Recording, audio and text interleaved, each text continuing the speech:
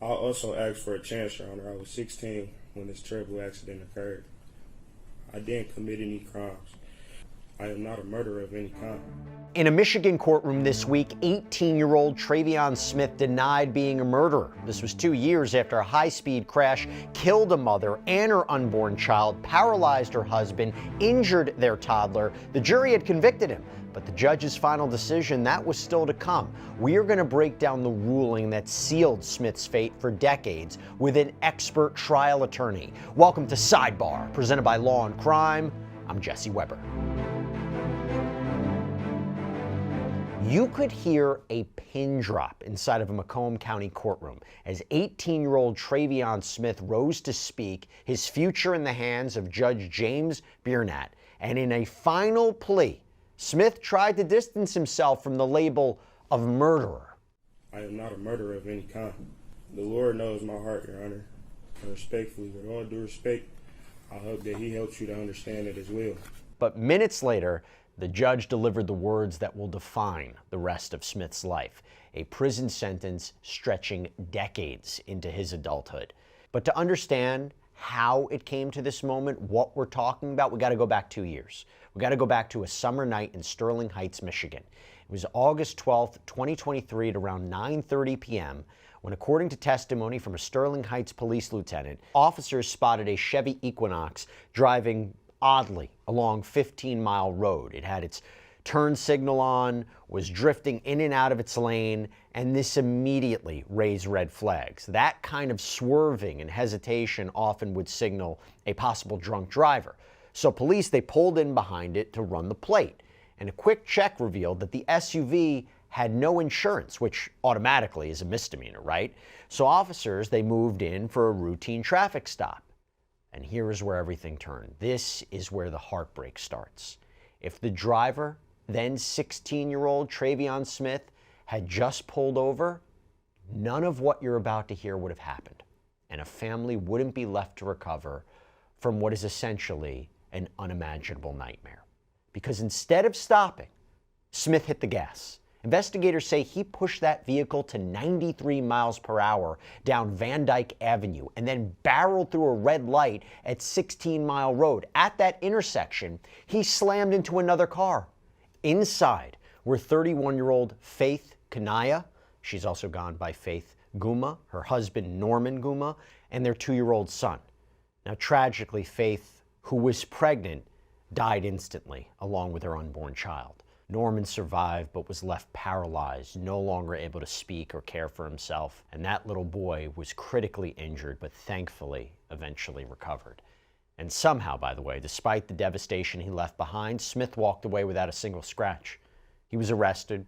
Court records show he was charged as an adult with second-degree murder, gross negligence causing the death of a fetus, fleeing and eluding police, 2 counts of reckless driving causing serious injuries, and in July of this year, a jury convicted him on all counts.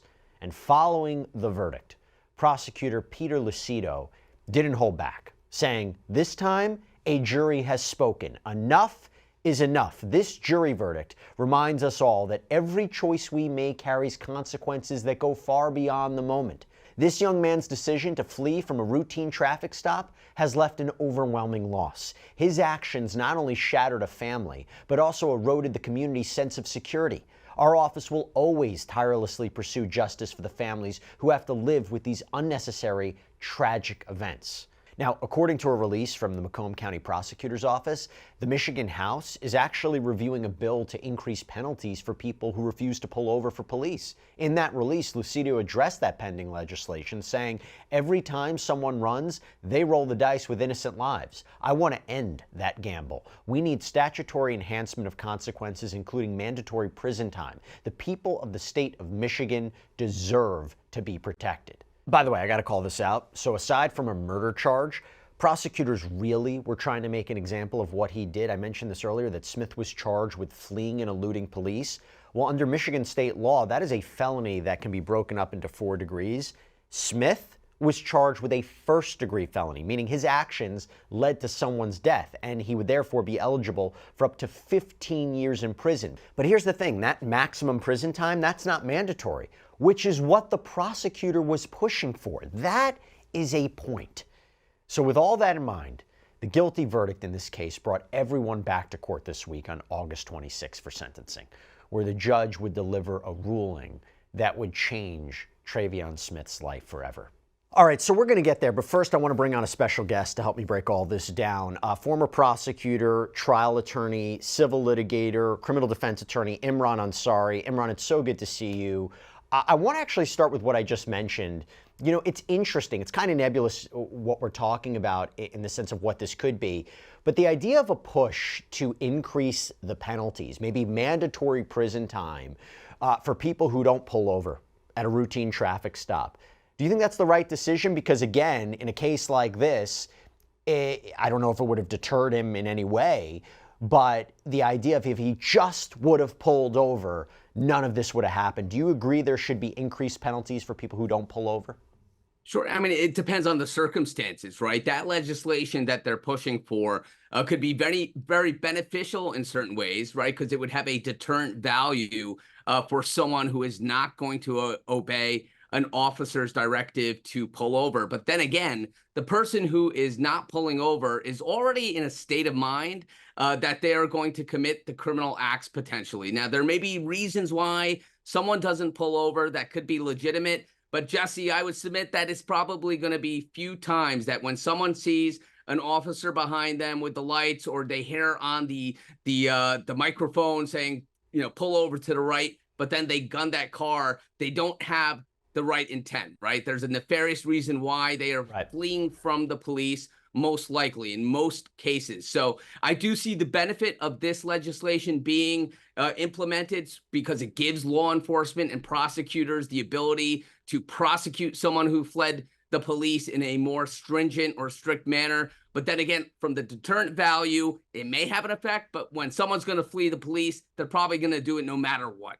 Now, we definitely wanted to bring you this story. There are so many important points to address here, and I want to thank our sponsor, Upside, for their support, because that's how we're able to make an episode like this happen. So Upside is great if you don't know what it is. It is a free app that gets you cash back when you buy daily essentials. I pump my gas, I can use Upside. I go out to lunch, I can use Upside. Maybe I get something at a convenience store, I can use Upside. And why not get cash back when I do all these things, right? This is real, actual cash back. It's money that appears in your Upside app that you transfer right into your bank account. So once you have the free Upside app, you claim an offer for whatever you're buying on Upside. You pay as usual using a debit or credit card, and you follow the steps on the app, and you get paid. So to find out how much you can earn, click the link in the description to download Upside or scan the QR code on screen. But make sure to use our promo code Sidebar because you'll get an extra 25 cents back on every gallon on your first tank of gas. And going to this case, do you think it was appropriate to charge him and to try him as an adult, given what happened here? And when we're talking incredibly serious charges like second-degree murder, do you think that was the right course of action? I think it was in this particular case because the prosecutors and, of course, then the court, considering the application to try him as an adult, were seeing the circumstances, right? He took off from the police, and it had catastrophic consequences to this family. You know, was there intent? Well, you don't have to have intent with a crime like this. And it essentially wiped out a family. A mother and her unborn child lost their lives. The father is paralyzed and in a horrible state of health. And then you have this young child now who is really going to grow up in a fractured household. So I see why the decision was made. And I do think that if you're going to charge someone as an adult, prosecute them in this way, bring these charges, this is the appropriate case. Are you surprised he was convicted across the board for this? I struggle to find what a defense would have been, this idea of it being a bad decision but an accident. And I'll play a little bit from what his defense attorney had to say at sentencing, but it doesn't. Were you surprised by this verdict? I wasn't surprised. And this is one of the cases that, as a defense attorney, you're looking at, and you really have an uphill battle in terms of a defense, because from the outset, Jesse, you're going to have this really shocked reaction from that jury. They're going to be angry. They're going to be looking at the defendant as someone who was very callous and very reckless with their actions and took, the lives and really fractured this family. And it doesn't surprise that he was convicted. It doesn't surprise me that he was charged in this way. And of course, with the defense attorney, you're looking at this case, and if your client wants to go to trial, despite this uphill battle, you're going to do it. But it was a very tough case for the defense. Let's talk about sentencing. So during the sentencing, Smith actually spoke on his behalf. But instead of, fully accepting responsibility for what happened, he pushed back. But even before we get to that, okay, even before the hearing officially began, Smith was asked kind of a routine but important question. Was he satisfied with his attorney? This is what he had to say. I said I have asked him to do a few things for me that he haven't did. I don't know what's going on. Like, at first it was good, but now I don't know what's going on. But I've been fighting my case for 2 years, Your Honor. I've been fighting my case since I was 16 years old. We at sentencing. Now it's almost the end. I don't want you to feel like I'm trying to prolong nothing. I'm just ready to get everything over with. Are you satisfied with having Ms. Hardvala be your attorney today at sentencing right now? Yes. It's the end. It's up to you, Your Honor. Really. Well, he's your third attorney. You want to proceed with Mr. Hardvala Yes. today? Yes. Okay. All right. Thank you, Judge. All right. Okay, so first of all, how significant is it legally when a judge asks a defendant if they are satisfied with their attorney, if they feel good about them representing them during the sentencing hearing? And here you have the defendant basically say, well, he could have filed more motions for me and he really didn't.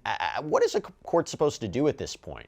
Well, certainly you see this defendant perhaps being savvy enough to set up a challenge to the conviction and then the sentence by, perhaps claiming ineffective assistance of counsel, and then also potential appellate issues. You mean on appeal? Yeah. Yeah, appellate issues. But even before the appeal, he may get another attorney to make a motion to set aside the verdict and challenge his attorney's representation, at the outset, and certainly then on a full-fledged appeal of the case. That would be one of the appellate issues that he may want to raise. So he is clearly, potentially setting a record at this point that he may not have been entirely satisfied with the representation, and that could be issues on appeal and motions post-trial. Should the court have stopped this sentencing from moving forward? I believe they said this was his third attorney, or does the court just say, listen, I hear what you're saying, but you're telling me to move forward nonetheless, or you're saying,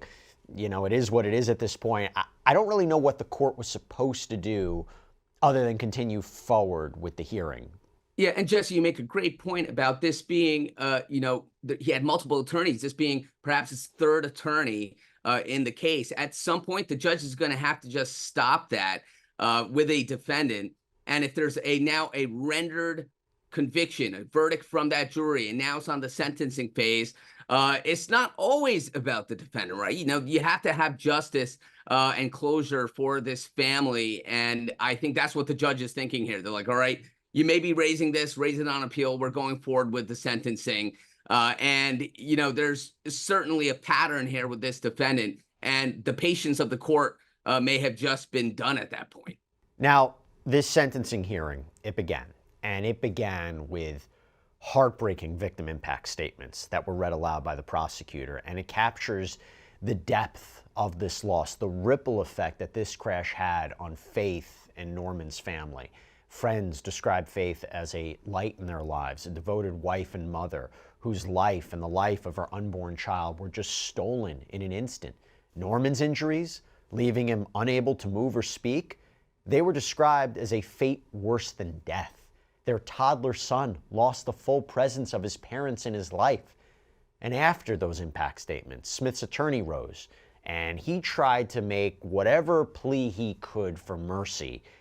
He painted a very different picture. It was an accident. It was not a planned killing. I've seen cases which are much, much more horrible than this on a murder too. Travion is a 16-year-old law-abiding kid. He has no prior record whatsoever, not even traffic tickets. Travion never bore any malice to the Kanaya family or to anyone else. But the prosecutor quickly pushed back on the defense's argument, didn't mince words, highlighted that Smith's statements, attempts to protect his own rights, didn't change the fact that he had shattered a family. Your conduct killed a woman and her unborn child. You are a murderer. Your Honor, the defendant wants you to protect his rights. He can't even make it through a statement to the family. He can't even express his condolences without immediately turning it to himself. This is somebody who we don't have to worry about in the future. And finally, it was Smith's turn to speak to the court. And as he offered what could be taken as a partial apology before shifting the focus onto himself. First, I would like to send my deepest condolences to the Kanaya family, and I wish Faith Kanaya rest in love and peace. I have requested from my lawyer, my attorney, to file a motion to preserve my rights, and I respectfully request that this be my bad, Your Honor. I'm kind of nervous. I didn't commit any crimes, so I couldn't understand why this happened to me. I truly don't even understand why they followed me in the first place, Your Honor. I am not a murderer of any kind. And he went on to request the judge disregard the verdict, maybe grant him a retrial. Well, what happened? The judge in this case, James Biernat, delivered the sentence, 25 to 40 years in prison. Imran, going to you. You think that's the appropriate sentence here? How long do you think he's going to serve? It doesn't seem like anything he could have said or what his defense attorney could have said would have really changed this in any way. I mean, maybe I'm wrong. Yeah, I agree, Jesse. You know, the defense had to, you know, if there are going to come following those victim impact statements, which is a very hard thing to do for a defense attorney when you have such an emotionally charged case like this with such a tragic loss of life. You know, in a case like this, you're going to have to try to argue that it was an accident, right? But this is an accident that is out of the negligence reign, which the prosecutors actually looked at. The jury looked at this case and agreed that this is well beyond just an accident, and this was a criminal act. But the defense had little to work with here. And then you had the defendant, right, who really wasn't offering much of a sympathy for the family, wasn't really offering much to indicate that he had remorse for his actions. And that's going to factor in when the judge ultimately is going to be making that decision on the sentencing here. And that's what we see here. I actually want to look back at the mugshot of this defendant. And if you look at the mugshot of this defendant, even at that time, fresh, you know, in time to this horrific tragedy, he sort of has this smirk. And I think that's sort of carried through the trial, through the prosecution, and ultimately to the way he addressed the court. So I'm not surprised that he got this time. And I think he's going to be probably serving his full sentence. Look, you think about the devastation he left behind, and we talk about whatever mitigating factors there might be. He didn't do himself any favors, and there's only so much that a defense attorney can control their client's statement, right? You could have a client who said, what do you advise I say? Should I say anything? But at the end of the day, it's up to the defendant to say whatever they want to say, that the judge will allow. Absolutely, and that's why, you know, you have to know your client. And if it seems that they're going to do a disservice to themselves at the sentencing phase, you may want to caution them and counsel them to allow you to speak on their behalf. But ultimately, again, it's their decision if they want to address the court. You can't stifle that. And you just hope that they're going to be addressing the court and the victims' families and showing some remorse for their actions after a conviction. You know, certainly, though, if there is, you know, I'm taking it away from this case, but in a scenario where you are going to appeal the conviction and maintain your client's innocence, you're going to have, you know, him or her address the court in a certain way or not at all. But in this case, you are hoping that the defendant is going to rise and look to the jury, look to the judge, look to the family, and indicate that they are somewhat remorseful for their actions. Let's talk about that, because for Faith's family, this hearing, this sentence, this ruling marked the end of a long trial, but it's not the end of their grief. On the GoFundMe page that was set up after the crash, a family member shared just how devastating that night was. Part of it reads, "It's an absolute tragedy and nightmare of a situation. But my best friend and first cousin Norman was driving home from a night out with his pregnant wife Faith and their 2-year-old son on Saturday, August 12, 2023, when their car was struck on the passenger side by another vehicle going 85 miles per hour, fleeing from the cops for driving without insurance. The toddler suffered fractured ribs and lacerated organs, but is expected to make a full recovery, thank God. Norman, on the other hand, was rushed to the hospital. And at the time that was posted, Norman was in critical condition, fighting for his life. But as of the last update from August of 2024, he was released in therapy, has unfortunately not made very much progress physically. That GoFundMe has since raised almost $300,000 with nearly 300,000 donations, and we will continue to keep this family in our thoughts and in our prayers as they try to navigate through this terrible nightmare. Imran Ansari, thank you so much for taking the time. It was good seeing you. Thanks for having me, Jesse. And that is all we have for you right now here on Sidebar, everybody. Thank you so much for joining us. And as always, please subscribe on YouTube, Apple Podcasts, Spotify, wherever you should get your podcasts. I'm Jesse Weber. I'll speak to you next time.